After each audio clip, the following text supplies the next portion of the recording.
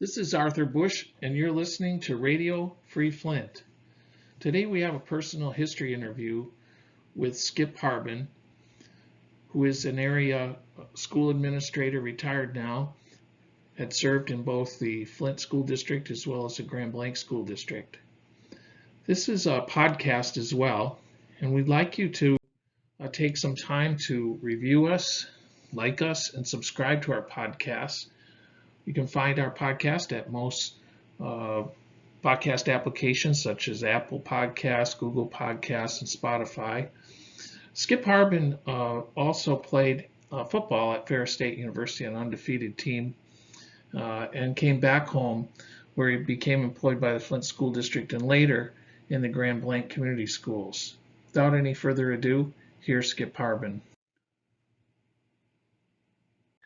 Okay, good morning. This is Arthur Bush, and you're listening to Radio Free Flint, and we have a wonderful guest today, and I'm really excited about this. It's taken me a very long time to get this podcast going, so I had to turn my phone off. And we have Skip Harbin, who is a legend in Flint in the community school, both in Grand Blanc and Southwestern. And Skip is also a Flintstone. So without any further ado, I wore this Spartan hat for you today, Skip. Well, I'm a Michigan fan, but I'll go with you, Art. Okay, just for today. And Skip, you went to Southwestern High School. What class did you graduate in? I was in the class of '68. So we had our 50-year reunion 2 years ago. So it's been 52 years since I was a student at Southwestern. Wow. And of course, you were a star fullback on that team, correct? Well, I played fullback. I was captain of the team. I don't know about star, but we had a good team. I enjoyed playing football, and I played 2 years at Ferris State College and enjoyed that. Played on the first undefeated football team at Ferris, and 3 years ago, we were inducted into the Ferris State Hall of Fame. Wow. Now tell me, I'm interested in Southwestern first, and then we'll move to Ferris. Okay. Who were some of your teammates there that you remember? Well, Gary Alford, who became a homicide detective in Flint. Mitch Moore also became a police officer in Flint. I guess the number one would be Butch Carpenter. He and I were both captains of the team, and Butch went on and played 4 years at University of Michigan, played in the Rose Bowl, and sorry to say, he passed away at 27 years of age. Wow. And so kind of miss Butch, but he was a heck of a guy. Wow. And what position did he play? He played tight end and defensive end. And who was the quarterback on that team? Gary Wilson. Gary Wilson, a Zimmerman kid. Yeah, he played quarterback. Now, you had one of my favorites at that time, I believe, Gary Sovey. Was that his? Gary Sovey was a few years before me. He graduated from Southwestern in 1965, the same year my brother did. So he played baseball there at Southwestern, and he graduated in '65, 3 years before I was there.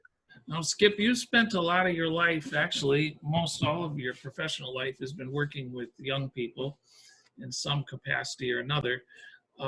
Let's take me a little bit around your career and where you've been and some of the positions that you've held. Okay. Well, I graduated in 1972 from Eastern Michigan, and I got a teaching position at McKinley Junior High. I taught there 1 year, was a ninth grade football coach. Then I became a community school director in Flint. I was at Homedale Elementary for 5 years, and then I became the community school director in 1977 at Flint Southwestern High School. And I was there until '82. And then in '82, I became the community school director at Longfellow Middle School. And I was there until '89 when they phased out the community school director program. Now tell us a little bit, because there's going to be people who are going to listen to this from other places, a little bit, just a short version of what is the community school director and what is that program all about? Well, that was the lifeblood of Flint schools for a number of years. We provided all kinds of programs and activities for people in the community, from preschoolers all the way up to senior citizens. We helped coach the elementary and middle school athletic teams to provide the kids with some good, clean, wholesome athletics, teaching them things like sportsmanship, teamwork, working hard, all those things that you learn in sports. And we also did the Flint Olympian and Canusa Games in the summer, which is the biggest program in Flint for a number of years for kids to participate in. So that it pretty much wraps it up. I mean, we were kind of like the do everything kind of guy. We wore the white hat. We provided great opportunities for kids, adults, and I enjoyed that job probably more than any job I've ever had. So the Canusa Games were something else, and that tradition in Flint still continues, doesn't it? Yes, it does. It sure does. And they've tied in with the Bobby Krim Foundation. And the Bobby Krim Foundation is now one of the major sponsors of the Flint Olympian and Canusa Games. The Flint Schools no longer kind of oversees that. It's pretty much under the guidance of the Bobby Krim Foundation. And they've got a lot more resources and things to provide that the Flint Schools just couldn't provide anymore.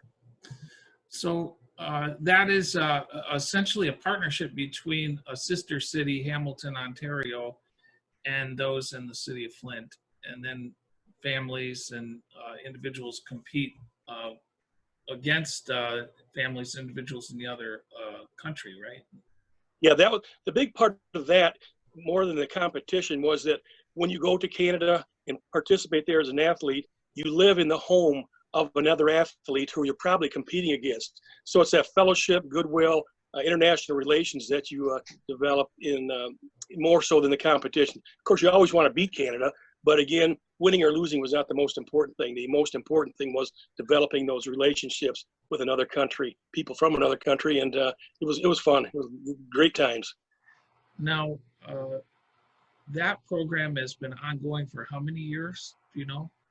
Yes, it started, I'm pretty sure, in 1957. And so they well past their 50th anniversary was in 2007. And so you had 13. So they're about 63 years now they've been going strong in Flint. And the community school director, explain to the listeners what a community school director does. What just what are your activities when you're a school community school? Oh, shoot, there's all kinds of activities: preschool reading, art for the 3 and 4 year old, adult high school completion classes, recreation activities, a men's club, teen club, providing like an open night for women to come in and play volleyball, have a night where senior citizens come in and square dance and sit and play cards, have a good time, have potlucks. It was just a gathering place. The community school was the haven, was the lifeblood of each individual community. And when we had to start closing schools in Flint, that was probably my hardest decision. You'll probably get this later. When I was a Flint board member, was having to close schools. And we closed schools. A lot of those schools, the communities depended on those schools for those activities, for that place to go and gather. And when you start closing community schools, they lost that sense of community. And you start seeing some of these communities deteriorate as a result. Right. So I kind of tie in the loss of the community education program per se with the community school directors in the not really deterioration, I want to say, of Flint, but in a lot of people exited Flint. They went out to the suburbs, looked for different things to do because we just couldn't provide the same things that they used to provide. Now, you grew up in the city on the south end of Flint, near Freeman School. What were an example of some of the activities you participated in as a youngster? Okay, well, I grew up actually by Lincoln School. I was at Lincoln School from kindergarten through 5th grade, and at that time, they had I know the name of every community school director that I came into contact with from the 50s all the way up to the 60s. It was Al Koth and Bob Shaw at Lincoln, and they're the ones that taught me how to golf, much to my chagrin. But I learned how to golf in the 4th and 5th grade at Lincoln School. I then moved on to 6th grade. We moved in the neighborhood of Freeman School, and the community school director there was Mel Harold, and we had Bob Callis and Dick McMillan. They were the community school directors there for a number of years. Then I went on to McKinley, and Joe Fisher was the community school director there. And then on to Southwestern, where Dan Cady was the community school director. And then I later became the community school director of Southwestern. So it was kind of neat going full circle like that. And Dan Cady became the director and chief engineer of community schools at a national level. I think he worked for several years at the end of his career doing that. Yes, he was at the National Center for Community Education which was on Avon Street. And he was also at one time president of the National Community Education Association. So Dan really was the guru of community education in Flint for a number of years. Yeah, we've had a guest or two who spoke about people coming here from other places to study things such as the community radio station that was begun, WFBE, and I assume there were other spheres where people came from even other countries to study Flint. Oh yeah.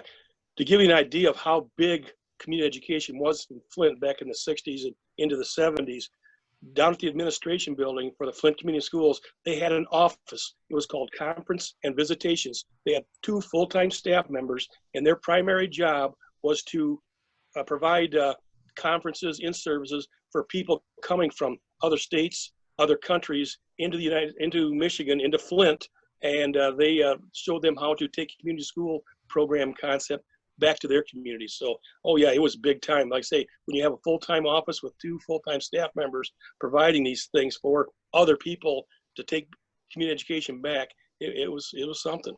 So Flint was a place that people didn't want to run from in those days. They wanted to come to.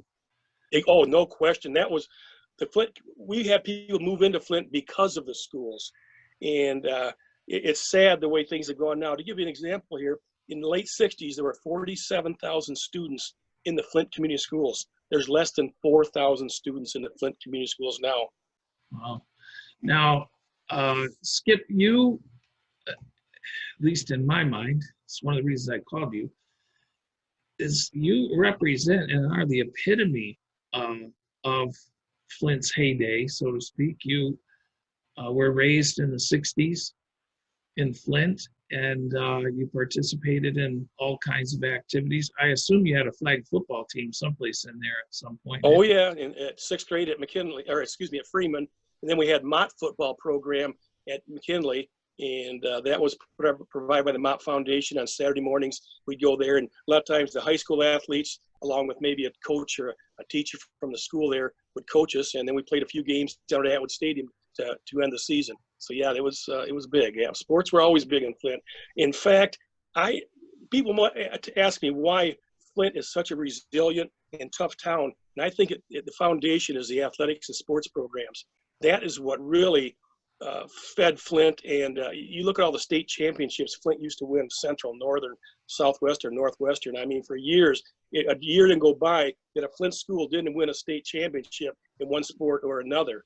And it's sad now that we've gone down, that we don't have our sports teams have really haven't been doing as well as they have in the past, and that's what really bothers me a lot.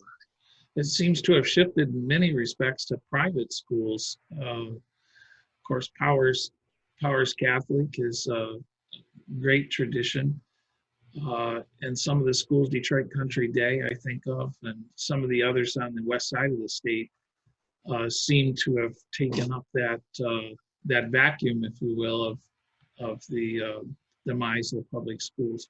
Sure. I want to get back to talking about you. Almost at every stage of your life, you've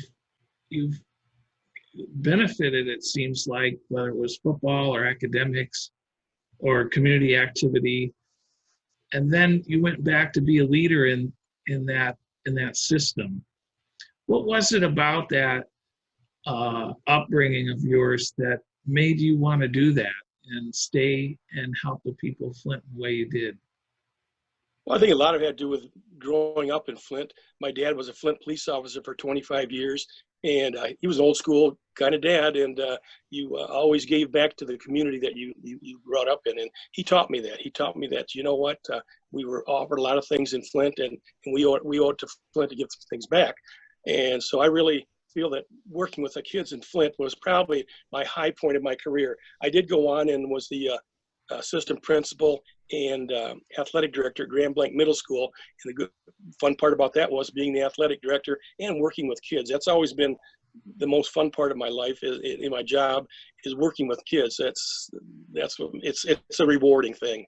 So you went and moved to suburbia, to the nice community of Grand Blanc, And you finished your career there. And when you retired, what was the position you held? What was that, Art? What position did you last hold in the Grand Blanc? I was the assistant principal athletic director at Grand Blanc East Middle School. And I retired after 41 years in education and 25 in Flint, 16 in Grand Blanc. And one thing I found out was whether you're from Flint or from Grand Blanc, kids are the same. Kids are the same. They're no different. Kids are brought up under different circumstances, and that you always think the haves and the have-nots, but they're all good kids, and kids from Flint were just as good as the kids from Grand Blanc, and the Grand Blanc kids were just as good as the kids in Flint. So I don't like to compare the two as one's better than the other, because I don't think that's the case. And one of the things that interested me is to watch you rather reluctantly, I think, get involved in the school board, get involved in a position in the Flint Public Schools where somehow somebody signed you up. I'm not sure how that worked. Tell us how you got interested in serving on the school board. And well, I've lived in Flint all my life. I still live in Flint, so I'm going on 70 years old, and I've never left Flint, so I have my roots in Flint. After I left the Flint school system, that made me eligible to be able to run for the Flint board. As a school employee, you cannot run for the Board of Education, because as an employee, you can't run for the school board in Flint. So when I started working in Grand Blanc, that left it open for me to then run for the school board. And some people mentioned to me with my experience as a teacher, coach, community school director, administrator in Flint, that maybe I could bring some ideas to the Board of Education. So in 2001, I was elected to a 6-year term and served on the board for 5 years, 2 years as the president of the Flint Board of Education. And I mentioned earlier, the hardest decision we have to make as a board is developing a budget. And, they say you always make decisions that are in the best interest of kids. Well, the problem is sometimes financial reasons don't allow you to do that. Do you put a new roof on a building, or do you buy some more technology? Do you put a new boiler in a building, or do you buy new textbooks? I mean, the yin and yang with that was really, really frustrating, because you only had so much money to spend, and you had to maintain buildings that were deteriorating, but at the same time, that was taking away money from the kids and the education. So that was the most frustrating part about being on the Board of Education, and that, along with having to close schools, that was tough. Yeah. Now, one of the things that's always, I've always had questions about, and that is, we saw Michigan get into the charter school business, and it seems almost as though as soon as the charter school business came along, then the population of the Flint Public Schools started to diminish. What effect do you think the charter school movement in Michigan has had on the Flint Public School District? Well, I think what's happened is it's drained from the school districts like Flint, where when they start losing kids, you start losing state aid money. And state aid money helps pay for the bills and pays for the teacher salaries, pays for technology, pays for the maintenance, pays for all those things. And the less money you bring in, you've still got the buildings. The less money you bring in, the less money you've got to take care of your house. And so that was what really hurt Flint, was when the charter schools started draining. And they always said that they're providing a better education. I don't believe that. I believe that if we would have concentrated that money and developed Flint schools, we wouldn't have needed those charter schools. But the state of Michigan approved them, and a number of charter schools did start siphoning off pupils from the school district, and that did hurt. And especially at the elementary school level, it seems that the charter schools didn't have the money to run the more complicated parts of education that may not have been as profitable, which would be junior high, middle school, and then ultimately high school, because there's so many more programs that you have to run to be successful. Is that right? Well, yeah, charter schools are a for-profit organization. People have to realize charter schools are there to make money. So as a result, if you're making money, they're taking off some of that profit that they're getting from state aid money, and they're making money off of education. The public schools did not do that. They were not a for-profit organization. All the money that they received from state aid would go back in, and they weren't trying to make a profit. So as a result, when you start trying to make a profit, what are you going to do? You're going to cut back activities. I know it's funny, when I was at Grand Blanc Middle School, there were parents whose kids went to charter schools, and they wanted their kids to participate in the athletic programs that we were providing at Grand Blanc Middle School. Well, the Michigan High School Athletic Association, which we were under their rules and guidelines, said that you had to attend the school that you were playing for.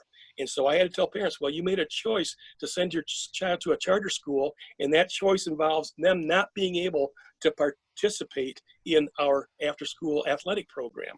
And they got a little upset, but I said, the money that you are getting for your child is going to that charter school. I guess you need to go to that charter school and start pressuring them to develop some after-school athletic programs for the kids at that school. Well, again, if you're trying to raise money and trying to get a profit, you're not going to provide all those things. That's right. Now, it seems to me, as I look at the Flint Public School District, essentially what you have is a reversal of what the trend had been for the good part of the 60s, 70s, and even some part of the 80s. But the charter school movement, the decline of the public schools in Flint, have essentially changed the racial composition of the school and created a segregated school, more or less. Would you agree with that?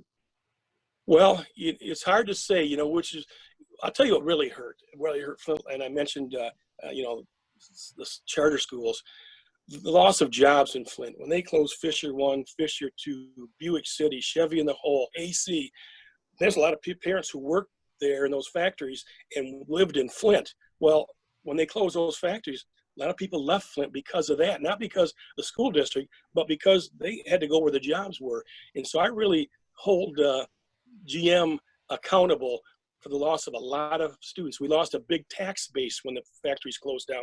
They were giving money to the schools through a tax base, and that really hurt. GM took a lot from the Flint community for years, and then as far as I'm concerned, they left us high and dry. So I'm a little bitter about the way General Motors handled that, and then started outsourcing jobs to Mexico, China, other places, instead of hiring and providing jobs for people in the Flint community.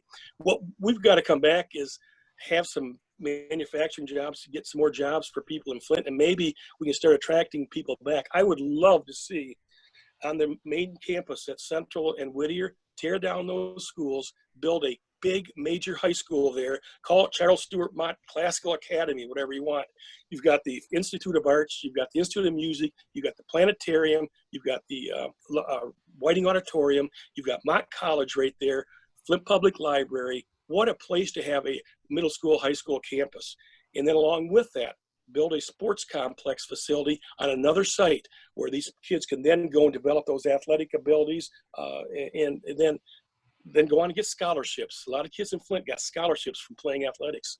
Now, Skip, you've done a lot more than just work at schools. You've been involved in the community in other ways, particularly Big Brothers and Big Sisters. Some communities don't have it. In Flint and Genesee County, we've had Big Brothers, Big Sisters for many years. And one of your best friends, as I understand, is Duncan Beagle, who in many ways has been probably the biggest cheerleader in Flint for that program. Tell us a little bit about your activities outside of work at school districts that you've been at.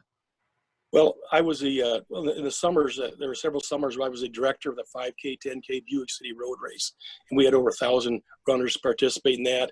For a couple of years, I was a director of the Mecca 3-on-3 basketball tournament, which took place in downtown Flint. And we did that in conjunction with the Big Brothers, Big Sisters. And Duncan Beagle has been very instrumental. He has been, like you said, the major cheerleader. He was involved with the Atwood Stadium renovations and other things. And Duncan is very, very strong supporter of Flint. I'm glad to call him a friend. Yes. Now, going back to your many years, I know football and athletics in general is a love of yours, and Flint has become it still is seen across our nation as a sports town. It's interesting to read in the paper here recently. They put the 10 highest drafted players from Flint in there, and it was quite a read with Hall of Fame football players and quite an amazing group. Everybody from Paul Krause, Reggie Williams, Brandon Carr, Mark Ingram. I don't want to leave anybody off. Lynn Chadnois from my alma mater, Michigan State, who had Rick Leach from your high school alma mater. He did, but he didn't play professional football. He played professional baseball for a period. Right, for 10 years. But I guess going back into looking at that, what is it that makes these young people who come from Flint, and we still, they may not come from the Flint School District, but they're coming from other places still yet today. What is it that makes this area such a high growth zone, if you will, for professional athletes? I think it goes back to the elementary schools when they were giving good guidance and direction, learning the fundamentals of the different sports, and then they refine these skills at the middle school and high school level. And that was one thing, as community school directors, we all had sports teams at our elementary school, and we got these kids in the 4th, 5th, 6th grade and had them playing flag football, had them playing your organized basketball, had them playing baseball or whatever.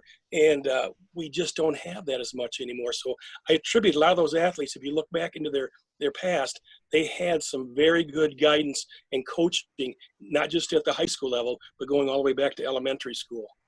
Skip, when you were coming along in Flint, who were some of your mentors? Oh gosh, some of my mentors. Oh shoot. Well, Dan Cady was definitely one of my mentors. Vince Olszewski, who was the principal at Southwestern, was one of my mentors. And guys that I worked with, John Clothier, some of these guys who had been community school directors before I got there, they really helped bring me along and helped me because you always had support. If you had a problem, you call one of those guys up, and sure enough, they'd help you solve it. So there's too many to mention as far as my mentors. Anybody I came into contact with who had more experience than I tried to learn from them. Just like when I worked for Ron Barnett as the assistant principal at Longfellow, one of the greatest principals I had worked for. And so I learned a lot from him as how to be an administrator, how to work with staff, how to be a leader. And I think I'm just trying to pick the best. One of my biggest ones, I forgot to mention him, was Bob Leach. He was my football coach at Ferris State. Very, very big mentor for me. I really enjoyed playing football for him. And as you know, he coached at Flint Central for a number of years. Then he went on to coach at Ferris State. Then he went on to coach the St. Louis Cardinals as an assistant coach in pro football. Wow, amazing. Now, at Ferris, you said it was an undefeated team. And who were some of your teammates that we might know? Oh, Coach Leach recruited from the Flint area. Tommy Hamlet was an All-American that year. He played at Flint Northern, graduated in '68. Gary Alford started at defensive end. He played at Southwestern. Dave Gardy came back. He graduated in '65, was in the Marine Corps, went to Vietnam, came back and played at Ferris. I think I counted there about 8 or 10 kids from the Flint schools and about another 5 or 6 from the parochial schools that played. Richie Green from Atherton, Alec Kennedy from Davison, Tom Monroe from Kersley. I'm trying to think, don't miss anybody, but there were, and we just had our 50-year reunion of our undefeated team, and about 20, 30 of the guys came back. It was really, really neat. Some of our players, our teammates have passed on, but a lot of them are still around, and we always swap stories, and we're always better now than we were back then. You know how that goes. Yeah, for sure. For sure. Now, Skip, you grew up in a neighborhood in the south end of Flint, and just as luck has had it here with this Radio Free Flint project that I've undertaken, where I'm doing personal history interviews. It seems like I got stuck in that neighborhood for some reason, and I've interviewed some pretty interesting people. How would you describe that neighborhood in general? What made it such a special place? Well, one thing, back then, most families, there was a mom and a dad. Uh, I don't remember too many of kids that I grew up with that came from divorced families. So you got a mom and a dad in that home, and usually the dad was the breadwinner, and mom was the June cleaver staying at home, and that was the traditional family thing. So I think that really added to the support that kids had.